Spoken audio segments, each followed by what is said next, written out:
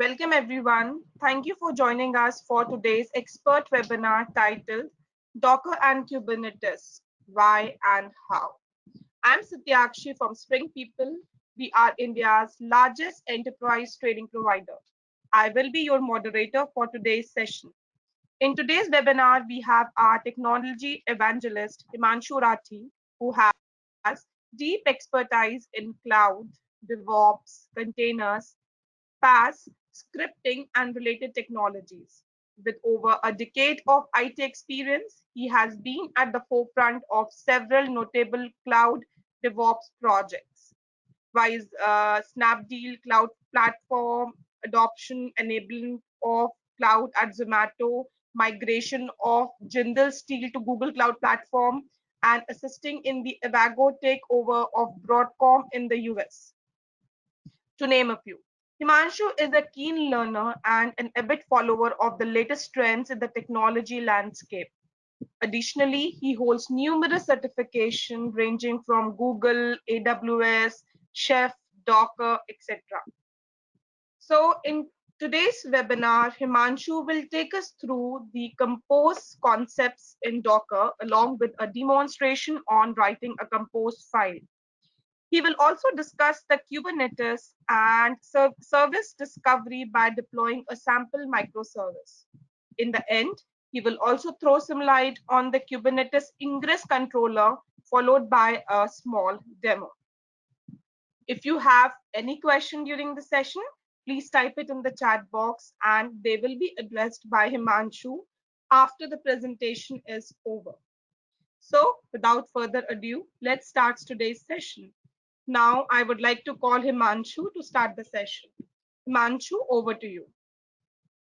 Thank you, Satyakshi. Good evening, everyone. Now, this is the second series of webinar that we are doing to demonstrate functioning of containers and real-world usage.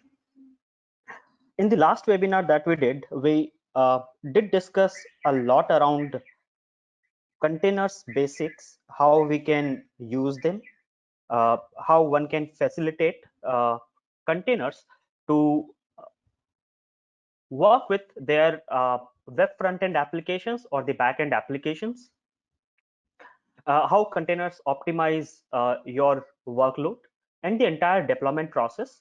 We did discuss a little bit around it in the last webinar. Now, in the last webinar, I did get a lot of uh, requests in the feedback regarding demonstration part. And because we did webinar for 1 hour, we couldn't demonstrate too many use cases over the containers. And in this webinar, we will try to focus on demonstrations a lot. So I'll try to cover up around 5 to 6 demonstrations of small scale projects using different aspects of containerization to help you understand how you can broadly work with them. This is Himanshu, and this is the agenda for today's webinar. We'll understand what our objective is, and then we'll try and understand first of the components called Docker Compose, what Docker Compose is, how does it work, what all you can do with this, and then we'll try to do a couple of demonstrations on it. Then we'll proceed on to Kubernetes, and we will understand how does Kubernetes deals with services, how the service discovery works. I'll explain what all types of different services are there within Kubernetes, and we'll then try to do a couple of demonstrations on deploying microservices, working with ingress controller, and so on and so forth.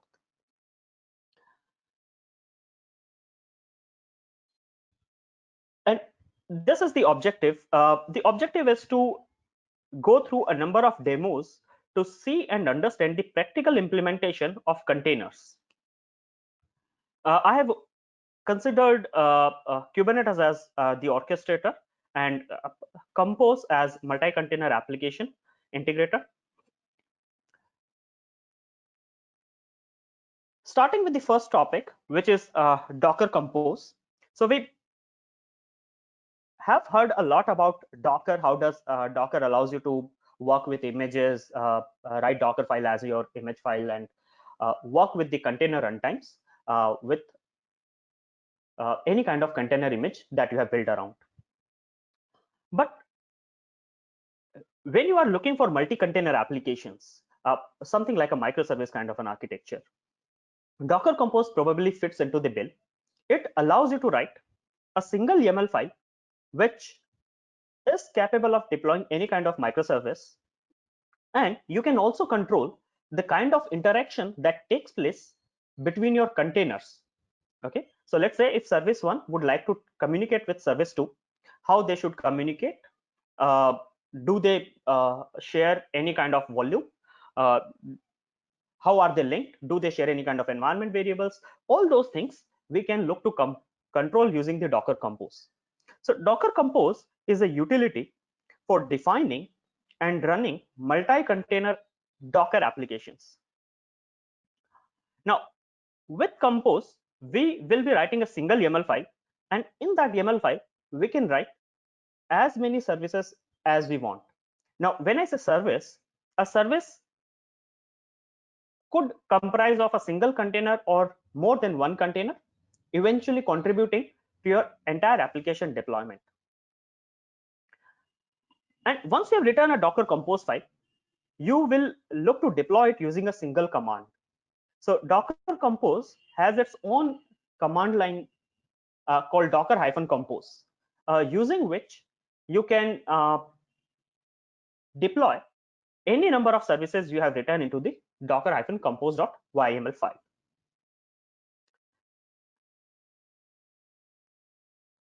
The default file which is used by Docker Compose is we call that docker-compose.yml. You can name it something else too. It allows you to write multi-container applications. It's perfectly suited to deploy and test microservices. Now, in a world where Kubernetes is the preferred orchestrator when it comes to containers, a Docker Compose perfectly suits the bill when you are looking to test your microservices. It gets integrated with Docker Swarm for better scale.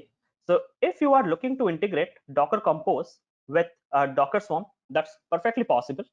And you can deploy your docker compose.yml or any Swarm cluster with a little bit of modifications. Compose file can be written in multiple versions, and there are differences in between them. Now, the Docker Compose, when you write a YAML file, Docker Compose has three versions: version 1, version 2, version 3. Now, in the earlier days, the version 1 and version 2 came up, but the latest major version, which is right now is there, is version 3, and it's recommended to use Docker Compose version 3 only. The latest minor release in it is 3.8, and always remember one thing: when you write Docker Compose file, when you move from version 1 to version 2 or version 2 to version 3, right, they might not be compatible with each other. Okay, because the parameters that are used in each Docker Compose file version is different. So leave the version 1 and version 2 aside. We'll focus on version 3 here only. Now let's try and deploy some of the Docker Compose workload and see how does it looks like.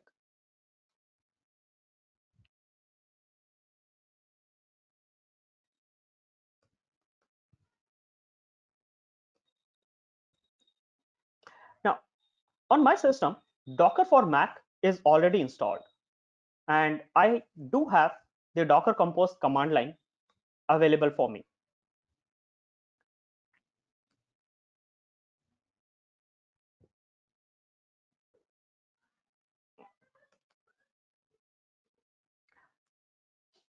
Now let's try and deploy some of the Docker Compose applications and see them. How do we write it?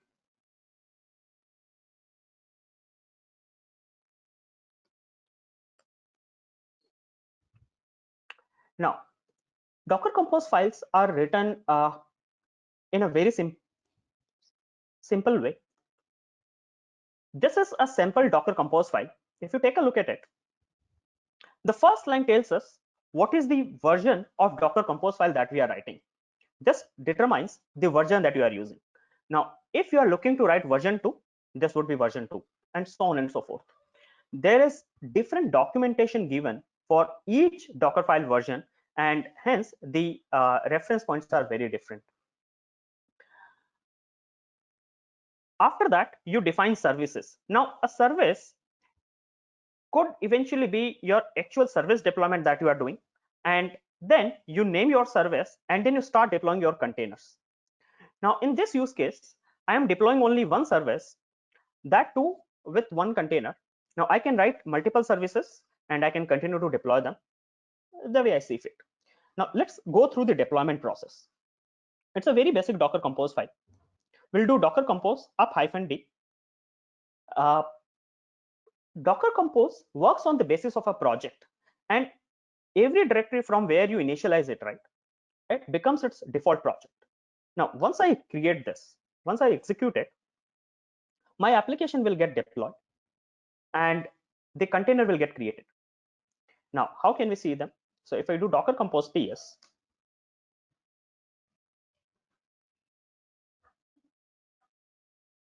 we can see the service is up and running. We can easily connect to it by hitting the port 80. Now, one of the advantage that Docker Compose offers is that when you have written multiple services, you can even control each individual service scalability.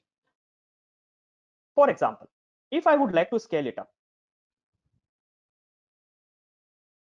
Docker-compose scale service first equals 3. I'm scaling up my service.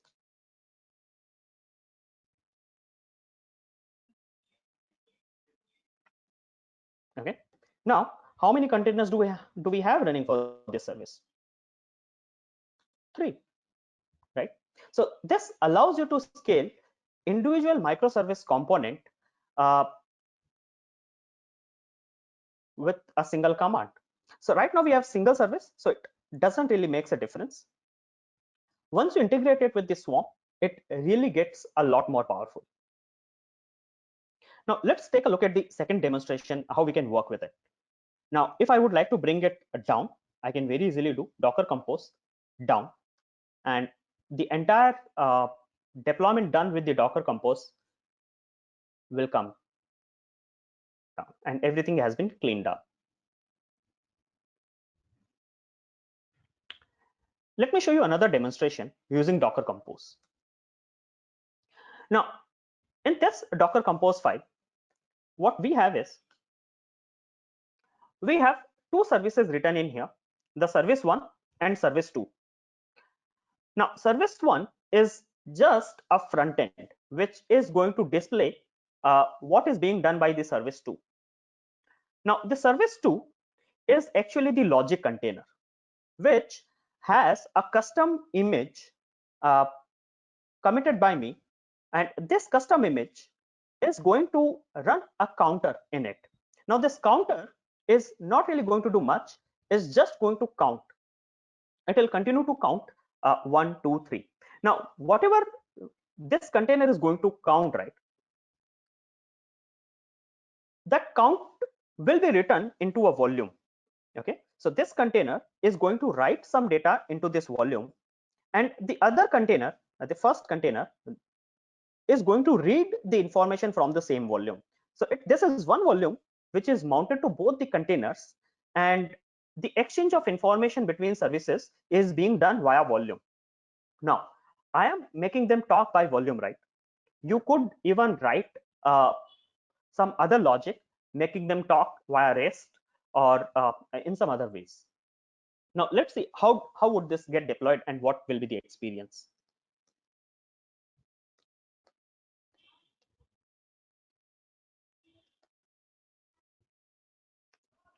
Once we deploy this,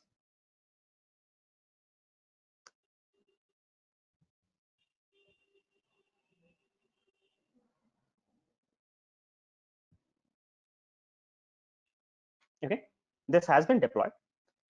We can check this out, Docker Compose ps.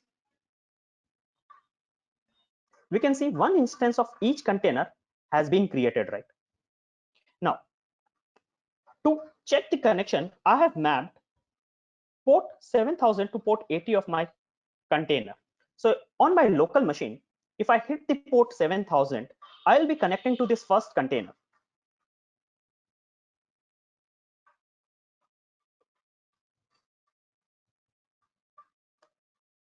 Now we can say this is the counter application and I'm connected to the front end. And this counting is being done by the backend container, which is the counter container. And both of the containers are able to communicate with each other using the shared volume. Now the shared volume that we have is created in the same directory here. And if you go inside this shared volume, this is a pretty simple index.html file, which has nothing but somewhat amount of content with a little bit of HTML being written by the counter container, and it continues to count it. So this is one of the example how we can connect multiple services together. If I would like to bring them down, again, we can do Docker compose down.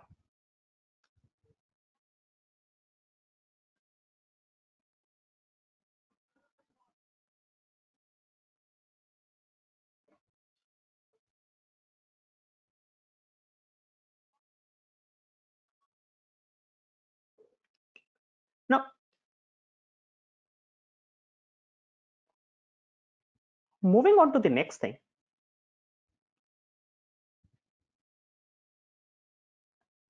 Now we are going to talk about how we can work with the Kubernetes services and what kind of services are in there.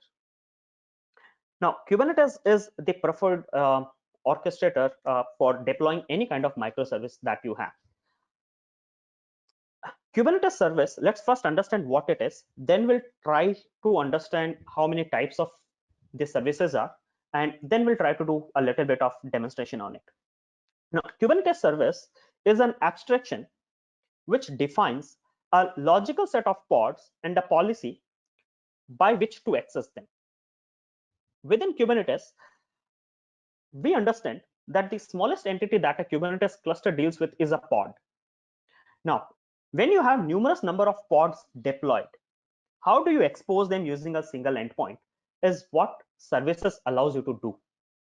And the different services option allow you to choose from what kind of access mode do you want to use. For example, let's say you have deployed a web front end as a deployment in a Kubernetes cluster. Now, which service would you rather use to expose this deployment to your global audience? You can probably go with load balancer service type. With the integration of Cloud Controller, you can even get a public IP and some of the other advanced configurations on cloud platforms. On the other hand, if you have deployed some of the other services which are not to be exposed publicly, you would like them to be kept within your node network or within your cluster, you can probably go with node port service or cluster IP service. For example, most of the databases which are deployed and are consumed by some other front-end service are often exposed by cluster IP service. So different types of service options allows you to pick and choose from what kind of service are you looking to go with. Service abstraction enables this decoupling. Now, one of the advantage of using services is no matter how much your deployment scales up, the endpoint with which you connect with to your pods will continue to remain same. For example, if you deployed a deployment with 5 pods, exposed it using a single service endpoint, you started consuming the service somewhere. At some point in time, you felt the need to scale up your deployment. You scaled up the deployment from 5 to 15, let's say. Your service need not to be changed. Your service endpoint continue to remain same while your deployment has scaled up. So this allows you a decoupled architecture. The other advantage of using services are services have inbuilt service discovery because of kubedns. So all the services that you deploy within Kubernetes ecosystem are resolvable across the cluster, and you can use them with a single endpoint. Now, with this architecture, connecting microservices becomes a lot easier, and you don't really have to use any external service discovery utility, though you can use them, but that's not required. Service ensures load balancing and decoupling of pods from a node. The other advantage of using services that if you have n number of pods under a service will automatically load balance the traffic across the pods, and you don't really have to bother about anything. That's what all the advantage of services are. Now, Kubernetes offers 4 types of services: cluster IP, node port, load balancer, and external name. Load balancer service is only available because of the cloud controller. So this service you might not really find available if you have set up a Kubernetes cluster on-prem. And this service is available because of the cloud controller integration. On most of the cloud platforms, you can find this service, which will deploy a load balancer automatically. For example, when you use Kubernetes a load balancer service on Amazon EKS, it will automatically create an elastic load balancer for you, exposing your service endpoints. Let's take a look at each of these service types and how we can make use of them.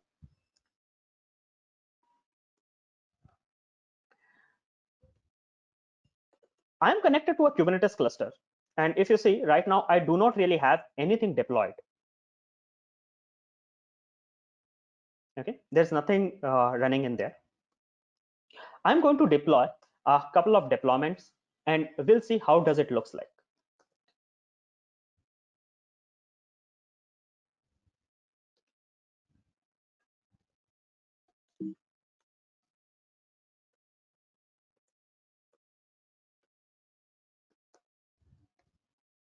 kubectl create deployment. Let's call it test dep. Okay, and let's give it an image. I'm going to create a deployment test dep with a specific image. The deployment has been created. Now, if I do kubectl get pods, it has created only one pod as of now. Okay, I'm going to scale up my service.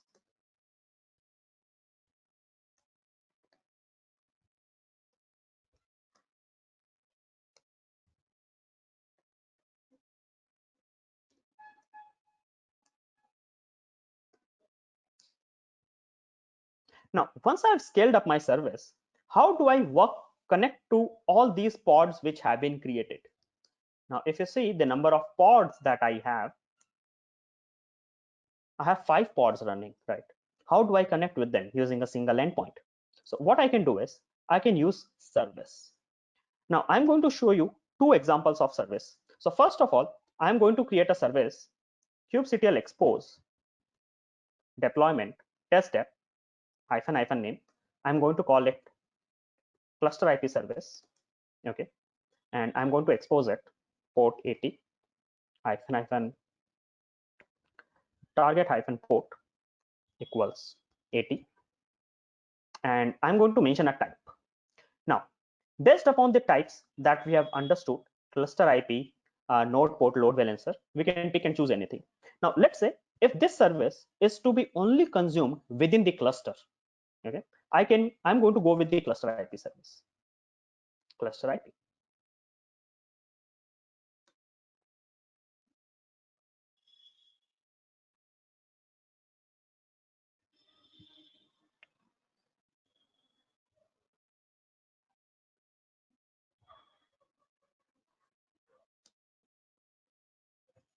Okay, my service has been exposed. My deployment has been exposed with a service type called cluster IP. Now I'm going to expose the same deployment with a different type of service called load balancer.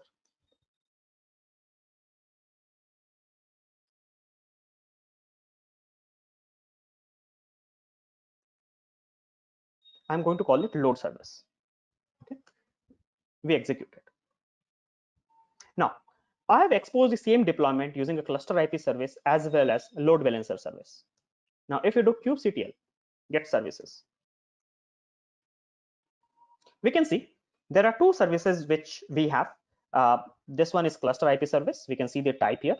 The other service we have is a load balancer service, which is this one. Okay. And now notice one thing here. This cluster IP service has got a cluster IP and is resolvable within the cluster. On the other hand, this load balancer service IP is soon going to get a public IP and it will be resolvable from across the globe. Okay. We'll connect to each of them and see how we can work with it. Okay. We are yet to get the public IP. Now let's connect with our cluster IP service first of all. So this service is running on my cluster, and let's say I have a pod running somewhere on my cluster itself. Okay, so I'm going to create a pod.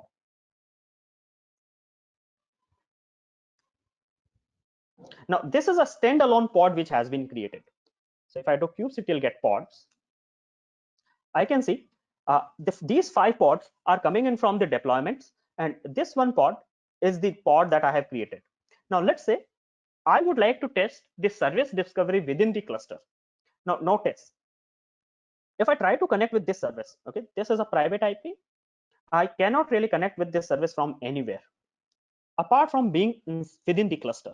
So I am going to go inside this pod and going to connect with my service.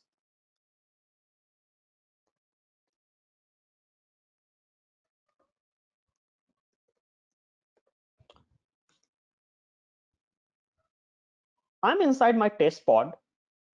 Okay. Now, will I be able to connect with service? Yes, I will be. So if I do call cluster IP service, okay, I should be getting response from one of the pod that we have deployed. Okay. Look, I'm getting the response, right? Now, notice one thing. This cluster IP service is resolvable by name itself. So if you have 2 services deployed in a cluster, can we say that they will be able to connect with each other using the names? Yes, they can. Okay. Now, this service is a type of cluster IP which is only resolvable within the cluster, right? And notice one thing, it's automatically going to load balance. The first time I sent a request, I got a response from this pod, right? This is a 269S5 pod. If I send another request, look, I'm getting response from different pod. So a service is automatically load balance across all the 5 pods. Okay. Look, it's automatically load balancing. Now let's talk about the other service type, which is the load balancer service. So if you do kubectl get services, we can see now our load balancer service is up and running, and we have got the public IP too. So let's connect with the public IP over the browser. Now this is a load balancer service. So this is exposed across the globe, and any front end probably can use this service to be exposed across the globe.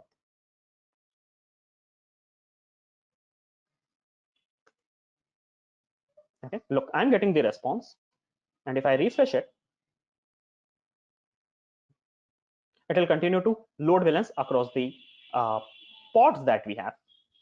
So this is a very simple example of how services works and how the service discovery can be used in order to ensure that multiple services are able to communicate with each other. And with this service discovery being there, we can easily deploy any kind of microservices and make them talk.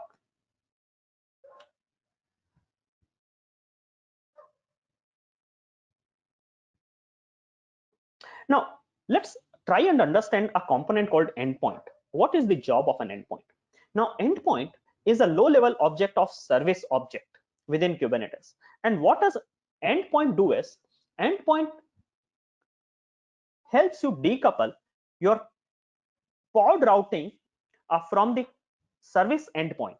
Now, how it does that is, endpoint object will keep a track of how many pods uh, are there based upon the selector. Now, within Kubernetes, we can use label as a selector to link a high-level service with a low-level service. And when you work with multiple pods, For example, in this case, if you see, if I do kubectl get endpoints,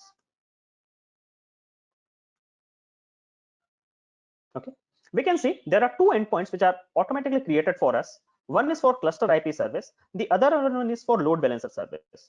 Now, right now, if you take a load balancer service, this is automatically pointing to 5 pods, right? Now, if I scale up this service, right, you will notice the number of pods will continue to get modified in the endpoints. Okay, and this allows the decoupling with respect to the service object. Just notice one thing here.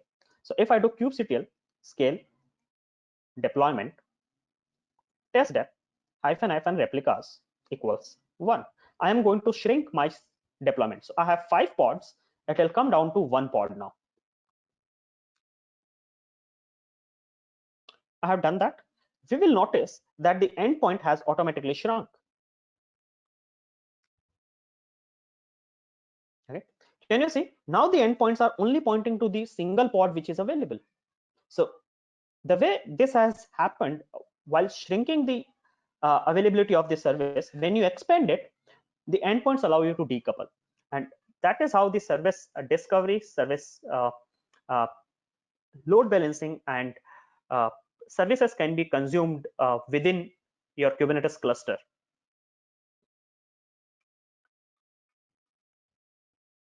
Let's try and do one more example on the same lines.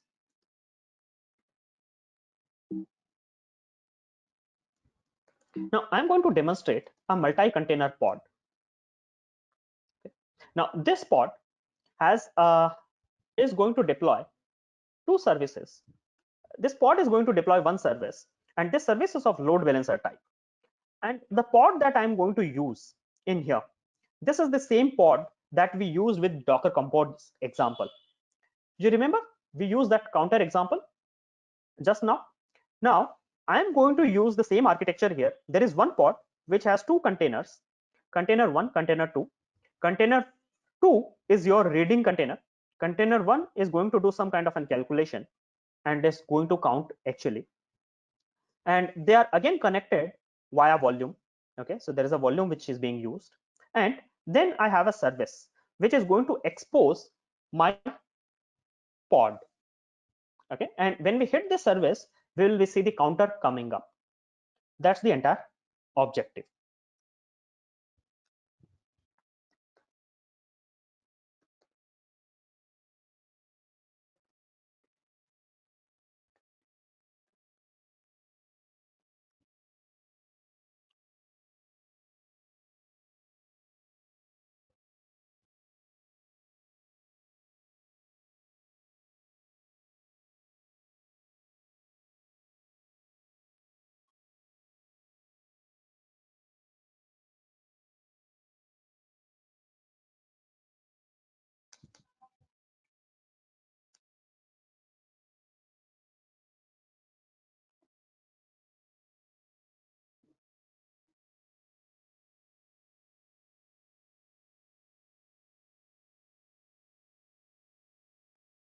Let's take, let me first do the deployment.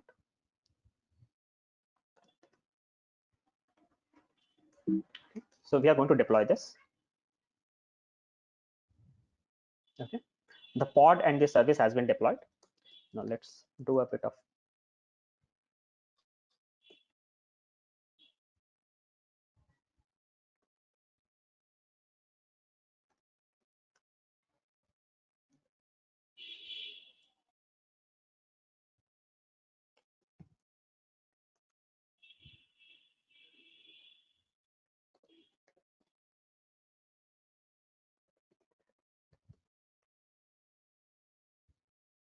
okay, it's all clean. Now let's see, has the deployment been has the pod been deployed? So we do kubectl get services, and we can see the service has been deployed, and we are yet to get the external IP. Notice the service type. The service type is again load balancer, right? And if you see kubectl get pods, now we can see both of the pods are running here fine, right? Now, for example, let's say if I would like to connect to this service called counter service, from this pod which I have running on my Kubernetes cluster. If I do kubectl exec, I take test pod.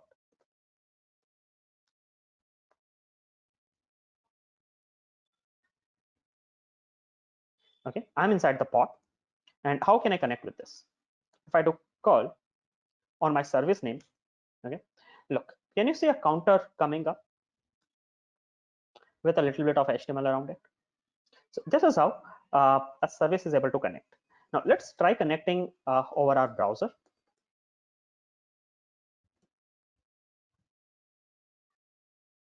We have got the public IP.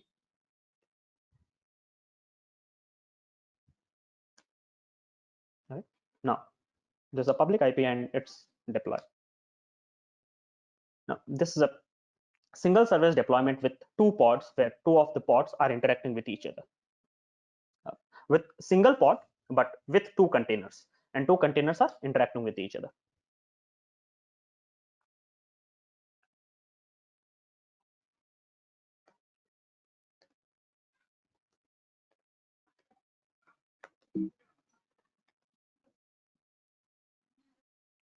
Now guys, let's move forward and let's talk about a thing called ingress controller. First of all, let's try and understand what does ingress controller do and why is it there. So ingress controller is a high level object of service object which you have within Kubernetes ecosystem. And ingress controller allows you to use smart routing rules. Now, when it comes to load balancers, we know that there are dumb load balancers which just uh, take the incoming traffic and route them to the backend services. And then there are smart load balancers, like you can configure nginx or HA proxy to be the smart load balancers to load balance based upon the kind of traffic, header requests, port-wise traffic, path-wise traffic, and so on and so forth. Now, ingress controller is a smart load balancer.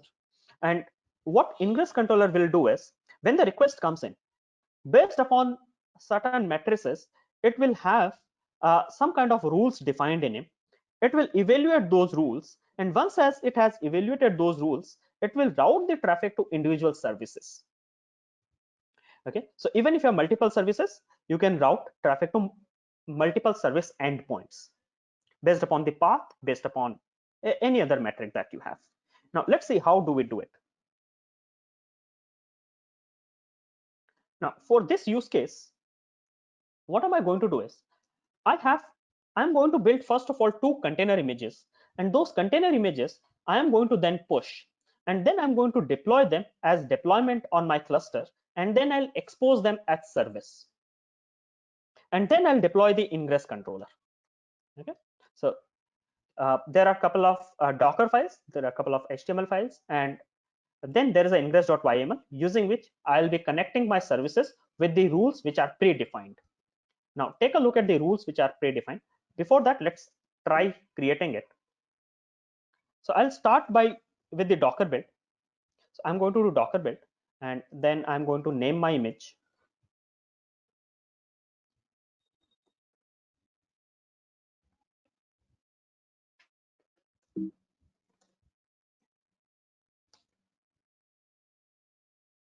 Okay, the build has taken place. Similarly, I'll do the build for the other image.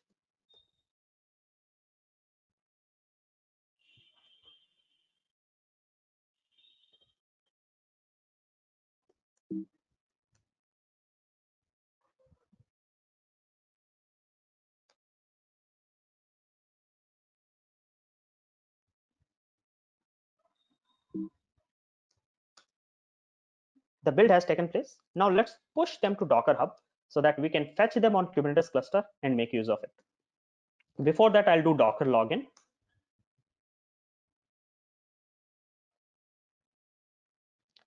I'm logged in.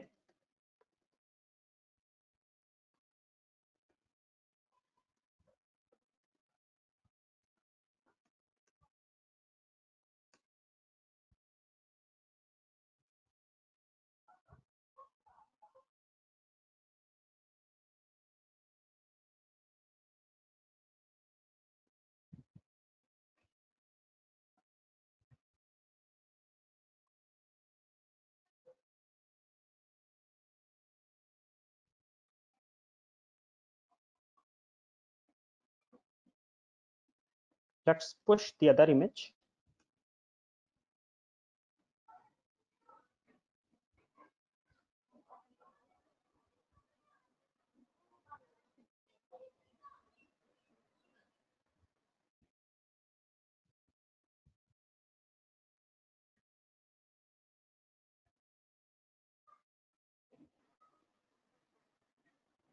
Okay, now we are good to create deployments on our Kubernetes cluster.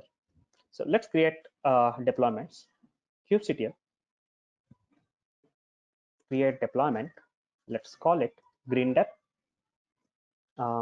using an image which we have just pushed. Okay, ingress colon green. So let's create this deployment.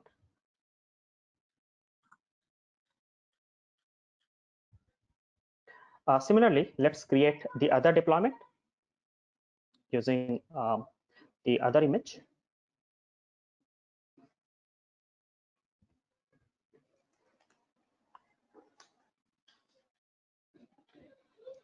Now I'm going to expose each of these deployments.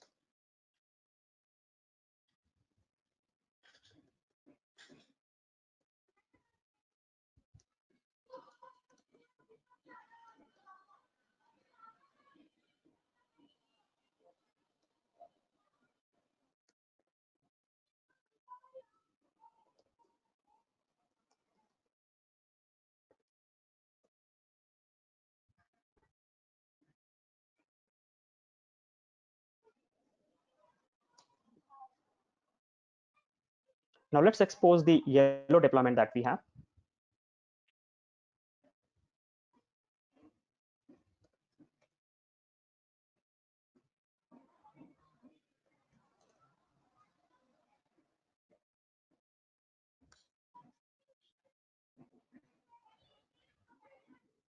Okay, both of the deployments have been done. Now if you do kubectl get services, we can see both of the services have been deployed and are going to come up. Okay, let these services come up. In the meantime, I'll deploy the ingress.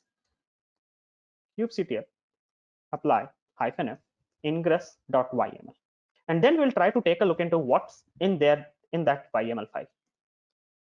Now if you take a look at this ingress.yml file, what this is doing is I'm writing an ingress object. The kind is ingress, and if you see here, this is where the rules are mentioned.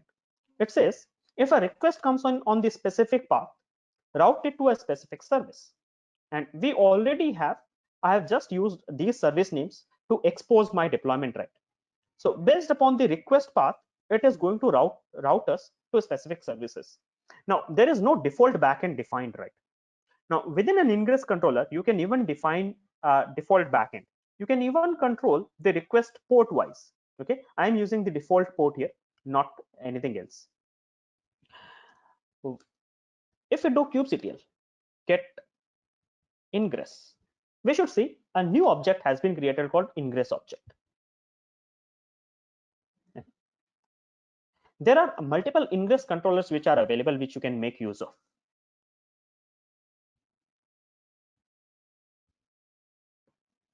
Let that ingress controller come up. It usually have a warm up time of 5 to 10 minutes. So it takes a bit longer to come up. Now ingress controller is an API object that manages external access to the services in a cluster. Typically HTTP access is managed. Ingress can provide load balancing, SSL termination, name-based virtual hosting by using the routes smartly. Specific ingress controllers have to be set up on the machine to be used by ingress resource. Now, ingress is a resource, but the controller is totally dependent upon you. You can pick and choose the ingress controllers which are available. The native controllers are available in most of the managed Kubernetes services, but if you are looking to bring in your ingress controller, you are free to do so.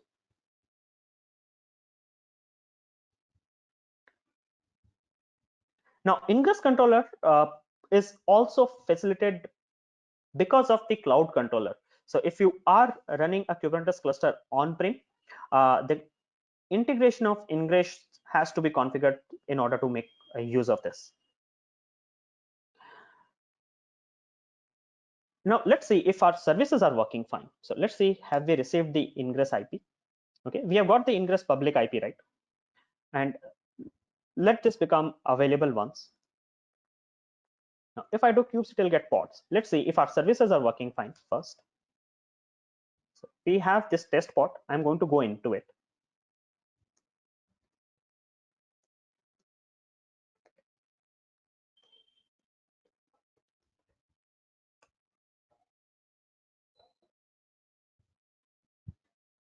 Okay, I'm in there.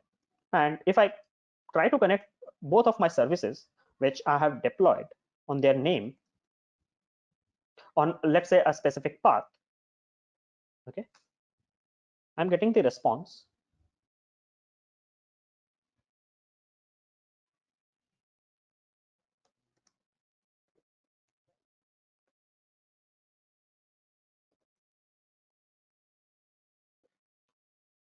Okay. I'm getting the response from both of them. So let our ingress controller come up and then we'll look into it. Now, moving on to the next thing, that how microservices can be deployed using Kubernetes. Let's look into that. Now, once you have developed and verified that your microservices are able to communicate, the entire logic is in place, and your container images are in place, you can write a single YAML file to deploy microservices, or you can use some of the package managers to do the deployment of Kubernetes, like Helm. Now, the first thing in deploying microservices within Kubernetes is that build your microservices and containerize them with Docker. Once you have containerized them, you have to make sure that service interaction is proper.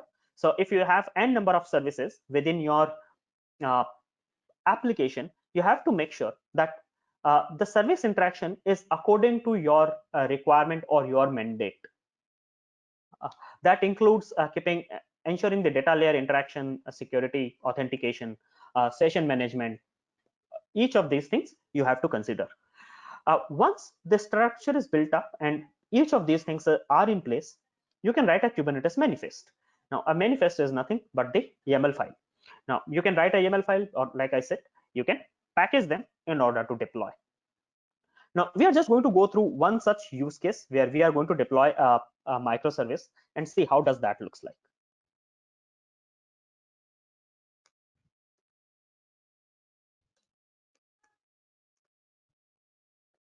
Now, this is a tier 2 application wherein, and this is the YAML file which contains a lot of microservices.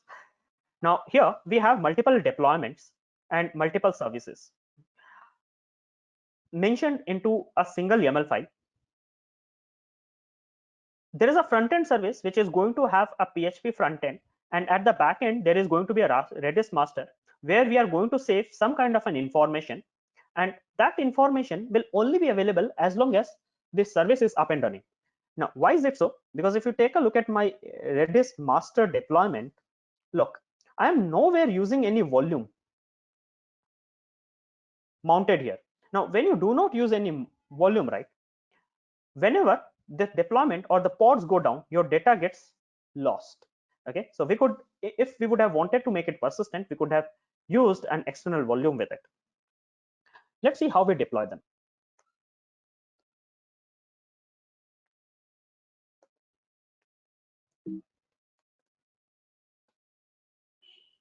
Once we execute it, notice uh, 3 deployments and 3 services have been executed in a single go.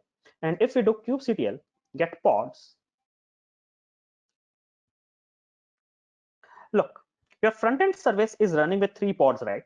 While your backend has a single Redis master and there are 2 Redis slaves which are out there, right? Now, if I would like to scale up my front end, I can easily do that.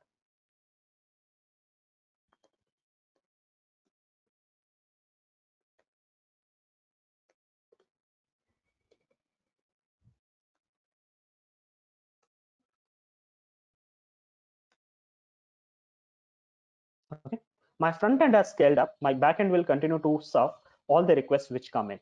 Now let's connect with the front end. So if you do kubectl get services, now take a look at here. The backend services, Redis master and Redis slave, both are deployed as cluster IP service, right? And they are only available to be consumed within the cluster, not anywhere else. While my front end, if you see, has been deployed as a load balancer service, and there is an external IP associated with it. If you connect with this external IP, this is going to take you to a pretty simple guestbook application where you can save messages and those messages are retained there. For example, if you type a message, you submit it, the message will retain there. Now, if you make a new connection to it, the message will be displayed to you.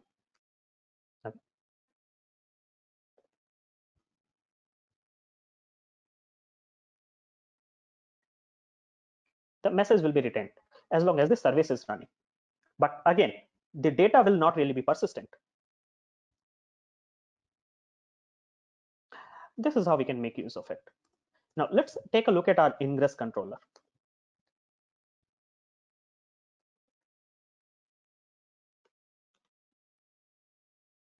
Okay, we can see our ingress controller is there. Let's try connecting with this. Is it serving any purpose? Let's connect. Okay.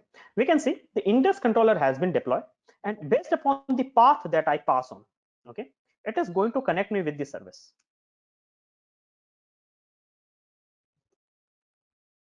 Okay. There are two services which are underlying, and based upon the path, it's going to route me. The rule that we have mentioned in the ingress controller is coming into the picture and is responsible for the smart routing.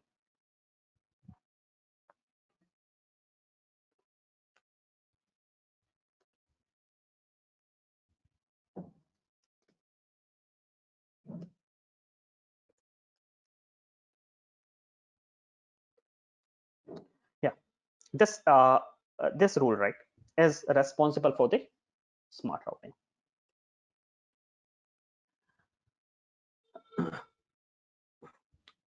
Fine, guys. That's it from my side. I hope I have been able to serve the objective of this webinar. Uh, thank you, everyone. Over to you, Sakshi.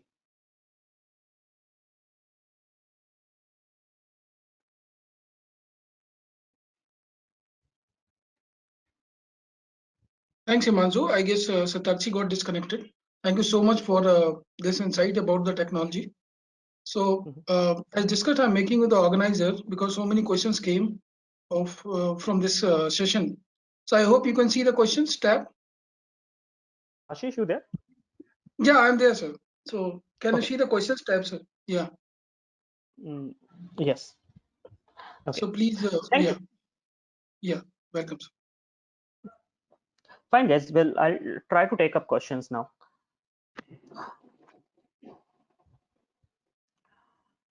Uh, do we need to have desktop app browser? Fine. So desktop app you can have. These days, Kubernetes is even integrated into Docker Desktop. You can make use of that. Recordings will be available on the YouTube on the Spring People website. You can take a look. Mansa, the container is a small runtime which allows you to deploy any application. So this webinar was more focused on the advanced stuff. We have done a webinar on it previously on the basics of container. Yes, the recording of the session will be available soon. Yes, it will be available on YouTube. Now, the Kubernetes is the orchestrator, and you need Kubernetes to take care of uh, the shortcomings of Docker, which as Docker is not itself capable of deploying containers on multiple hosts, and Kubernetes as an orchestrator allows you to do it. You are free to use other orchestrators as well, such as Docker Swarm or probably Mesosphere. They all do the same job. Slides will not be shared soon.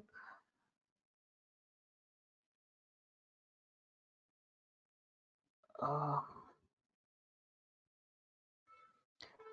Okay, so Ashok, the need of Kubernetes is required because Kubernetes offers you the scale, which is just not possible with uh, Docker, because Docker deals with a single host, and Kubernetes is an orchestrator, allows you to create containers on more scalable approach with a lot of other advantages, such as service discovery is one of them.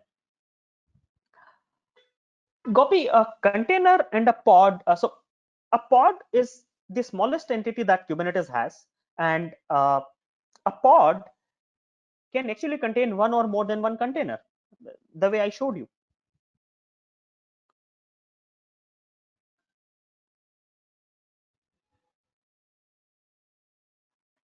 Uh, Moving forward, okay, Docker Swarm and Kubernetes are different kinds of orchestrators. There are a lot of features differences between them. The way they work is different. The entire technology stack, the way you interact with them, the objects in each of them, a lot of differences are there. Okay, so Gautam, are you deploying it locally on your system? Then it might not really work because you do not have the cloud controller, and external IP will be available when you use it on the cloud platform. Try deploying on EKS or GKE or some other cloud platform cluster.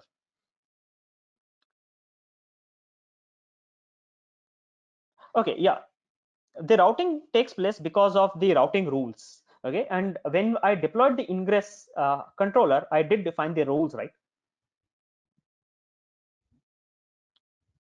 So Ashok, within Kubernetes, the ingress helps you use smart routing approaches, which is not possible with services.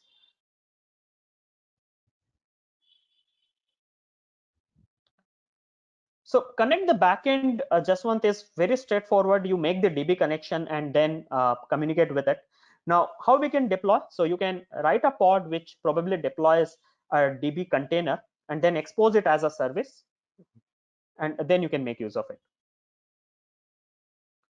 Uh, so services, I think we have discussed in detail. So deployment is the high level object of pods, and allows you to deal with a bunch of pods, allows you to deploy a bunch of pods in a single go. Now ingress is a kind of load balancer, Sohil. The thing is, ingress is more of a smart load balancer rather.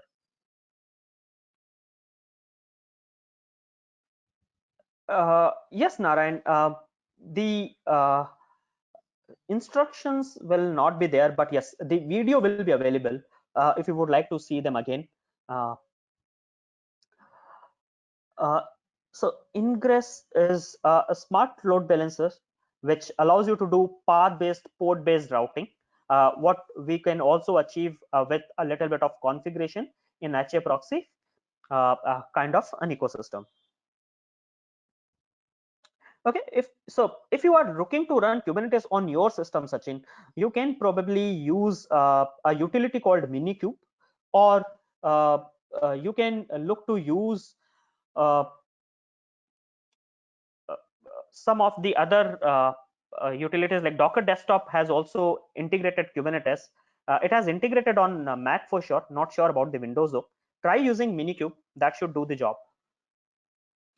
Previous webinar is available on the YouTube. Right. So see, when you use Calico, right? Calico uses a different kind of IP ranges. Now to debug, do one thing, Abhishek. Try using a different CNI. Try using Flannel and see does that work. If changing the CNI fixes your issue, that's the best. Rest, I think we'll have to troubleshoot more that why Calico is not really working.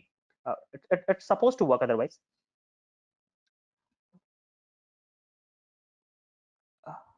So setting up Docker and Kubernetes is pretty straightforward. You can download Docker for desktop.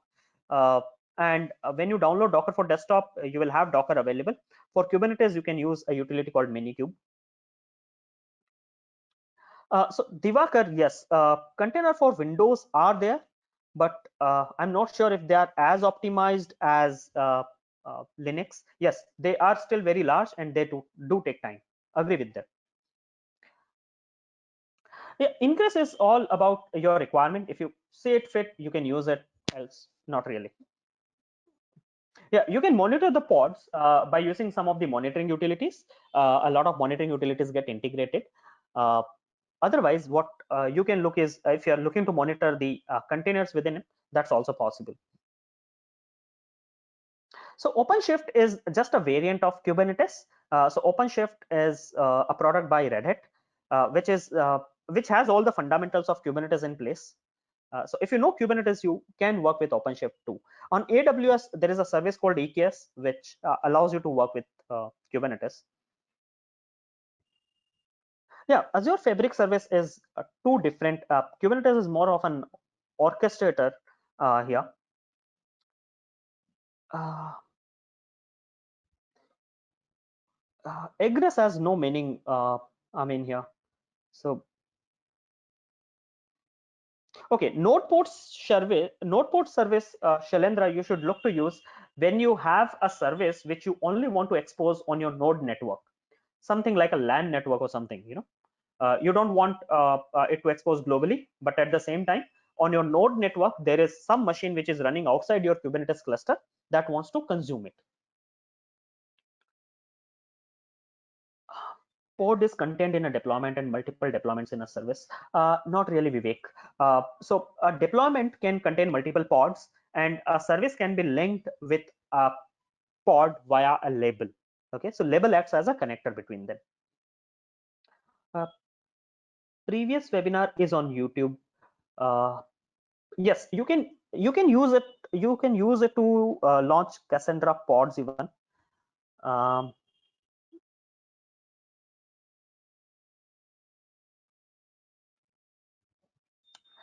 Okay, so developer can have a lot of things to play in, as in they can take the ownership of containerizing the microservices, understanding them, and once you start looking at microservices, you have to might do a lot of debugging, a lot of redeployment, or even the packaging or microservice interaction. So a lot of things can be done in there.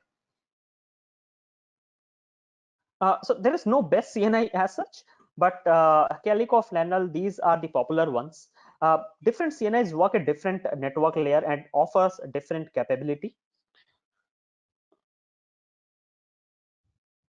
Okay, so Maiden, this is, I mean, I can't just explain what the environment took me. So I have used Docker for desktop on my system, and I have used a Kubernetes cluster to which I was connecting and doing all the demos. The provisioning was already done in advance, uh, just to not just to save time on the webinar.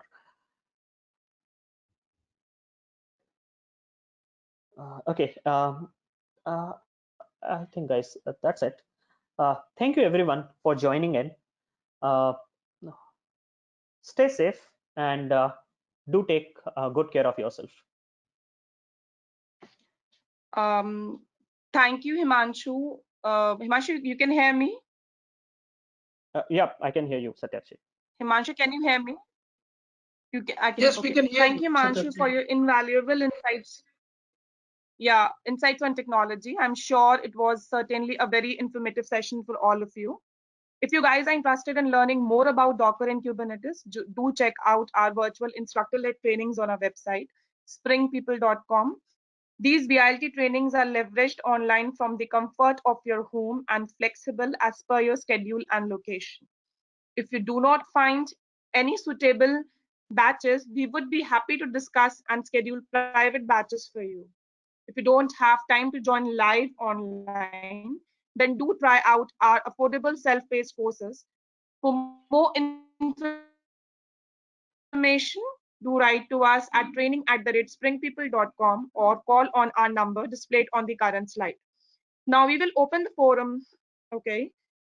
Uh, Q&A session is done. Now,